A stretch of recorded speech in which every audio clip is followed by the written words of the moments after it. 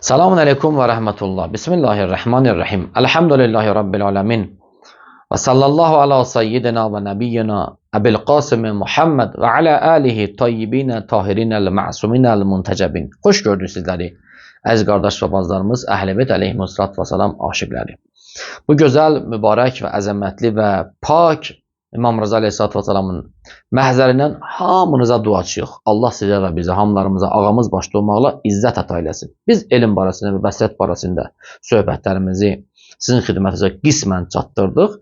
Gəlib bu hissəyə yetişdik ki, axırıncı hissələrdir. İnsanlar gərək elmi öyrənəndə, bir işə başlayanda gərək bəsirətlə, uzaq görənliklə və onun əhlindən istifadə eləyərək başlasın. Bu işinə başlasın. Deməli, uzaq görənliyi, elmi olmayan insan, mömin də olsa, mütədəyin də olsa, fərq eləməz. Allahın belə də yolunda da olsa, o hansısa bir yerdə büdrəyəcək. Bəs ona bir bələdçi lazımdır. Bələdçi onun özündə əgər olsa, bu qabiliyyət ona deyilir bəsirət, amma özündə o bəsirət tapılmazsa, özündə bunu yarada bilməsə, hansısa bir insanlardan gərək istifadə eləsin. O insanlar da dedik ki, Əhl-i Beyt əleyhissalatu vesselamın o əzəmətli kəlamlarından belə bizim əlimizə gəlib çatır ki, belə biz oxuyuruq ki, belə bir qənaətə gəlirik ki, gərək elmin öz əhlindən öyrənəsən ki, onun da bəsirəti olsun ki, səni Allahdan yox, Allaha tərəf hərəkət etdirsin. Allahdan ayırmasın. Allah tərəf səni hərəkət etdirsin. Quran-ı Kərimin mübarək ayələrindən birində belə bir mənada, belə Azərbaycan lakonik bir formada mən deyirəm sizə, ümumiyyətlə dildə, belə bir mənaya adam gəlib çatır ki, bəzi ayələrdən oxunur ki, bəzi insanlar qiyamət günü özləri getməzlər, əməlləri də yox, onları itələyərlər, soğuq eləyəcəklər, onları itələyə aparacaqlar behişdə ya cənnətə. Mübarək hədislərimizdə onun həlli, onun açması, təfsiri var. Buyururlar ki, o kəsləri ki, imam və imam balaları, yəni Muhammed onun pak əhli beytini özlərindən çox istəyərlər və o həzrətlərin ardıcılları olacaqlar.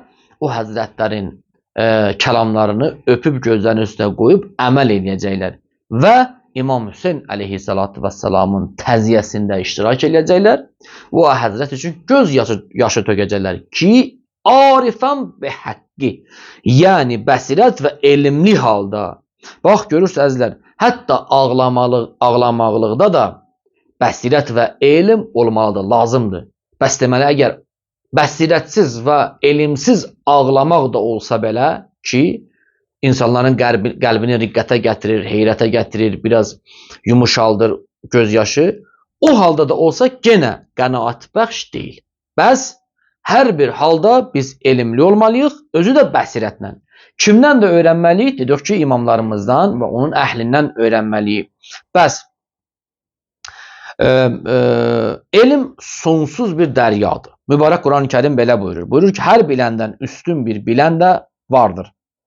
Deməli, mübarək Yusuf surəsinin 76-cı ayəsi. Bəs deməli, elm o qədər nurdur ki, o qədər sonsuzdur ki, yəni o qədər insana tövbə verir və insanı doğrudan da insanı xüsusiyyətlərlə əhatə elətdirir və onun özünü özünə tanıtdırır ki, o özünü tanımaqla Allaha yetişsin. Bu qədər müsbət bir nurdur elm və bu işləri görür bu insan üçün. Bu insan da əgər bu işlərdən, bu nemətlərdən istifadə edərsə, olacaq mütədəyin mümin və Allahın bəsirətli və əzəmətli mümin bəndələrindən. Əgər bunun əksinə gedərsə, Allah Teala buyurur ki, bunlar zəlalətdədirlər. Onun üçün Peyğəmbərimiz əleyhissalatu vesselam belə buyurur. Sizlərə 2 dənə böyük nemət, əmanət qoyub gedirəm. 2 böyük şey. Hansıdır? Allahın kitabı və mənim itrətim, mənim əhli beytim. Bəs deməli, biz deyirik ki, əgər Quran-ı Kərim başdan ayağa elmdir, Allahın xüsusi əhkamı qaydalar, qanun qayda kitabıdırsa, bu mübarək Quran-ı Kərimin səmavi kitabı ki, sonuncu səmavi kitabdır. Əhl-i Beytdən ayırsaq, olacaq nə? Peyğəmbərimizin hədisinə əməl etməmiş olaraq naqis olacaq həmən əməl. Amma yox, doğrudan da həm Əhl-i Beyt əleyhissalatu vesselam və həm Quran-ı Kərimi bir yerdə biz dərk eləsək, Əhl-i Beytdən istifadə edib Quran-ı Kərimi təfsirinə yetişsək, tərcüməsinə yetişsək, mənalarına varsaq, olacaq bəsirətli insan. Vəssalamu aleykum və rəhmətullah.